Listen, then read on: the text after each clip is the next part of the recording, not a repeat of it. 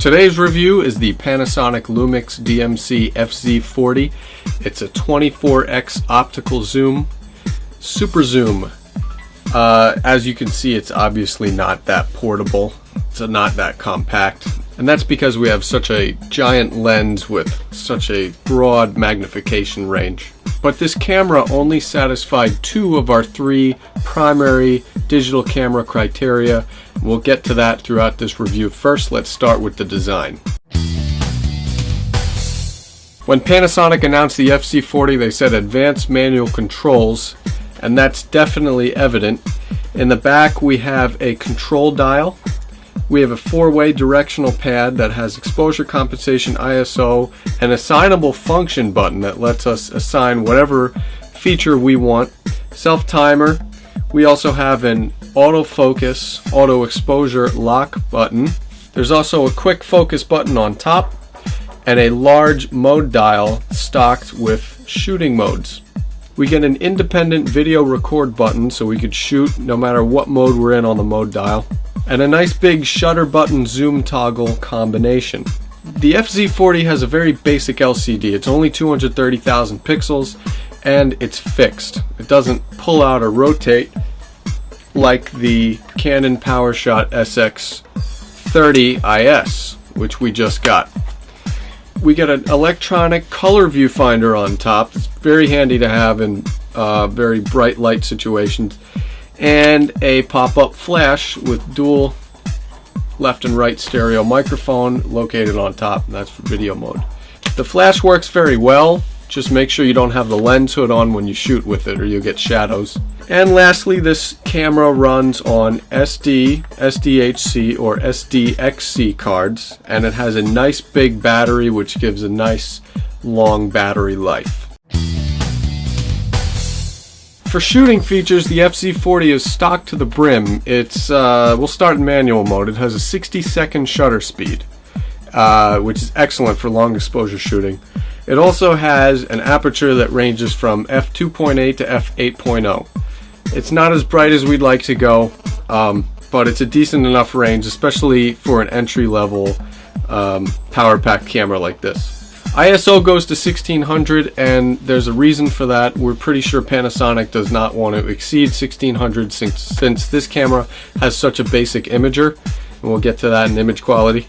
But this camera has focus modes out the yin-yang. There's multi-pane autofocus. There's a designated macro mode with 4 composition settings. Any white balance setting can be controlled via a color grid using the 4-way directional pad. The FZ40 gives us 4 different aspect ratios to shoot in. We can alter the color. We could shoot in RAW with this camera, RAW plus JPEG. We have a burst mode, 2 different image stabilization modes. The menus are speedy, options are easy to access and engage, and the process is definitely heightened by this rear control dial. In addition to standard scene modes, the FZ40 offers an art mode, which compiles a roster of different digital effects that could be applied to still images or HD video, which is a very good thing. So as far as shooting features, there's plenty here for a student or, an advanced hobbyist to latch on to. Now we've got a good design, we've got plenty of shooting features. How about image quality? Now unfortunately, Panasonic stuffed a 1/2.33 inch sensor in this camera, but it has 14.1 megapixels. So we're taking all those megapixels and trying to fit them onto this tiny sensor, and what does that give us? That gives us a basic imaging performance. Our main problem was noise and lack of detail, and that's just due to the amount of megapixels trying to be stuffed onto this little sensor. We would have expected a bigger sensor in a camera like this, especially for $400, but that's about what you get in this price range. Video quality was better. We preferred this camera's video quality over the still image quality, and that's a rarity in our books. It's AVHCD Lite, it's 720p, 30 frames a second video, though it couldn't do low light because that small sensor, limited sensitivity. So in bright light, yeah, this camera is decent. Will give you decent image quality, but in low light and any questionably dim environment, it's going to pump up the noise because of that basic imaging sensor. So where does that leave us in our final answer? Well, the Panasonic Lumix DMC-FZ40 excels in design and shooting features, but it falls short when it comes to image quality, still image quality in particular.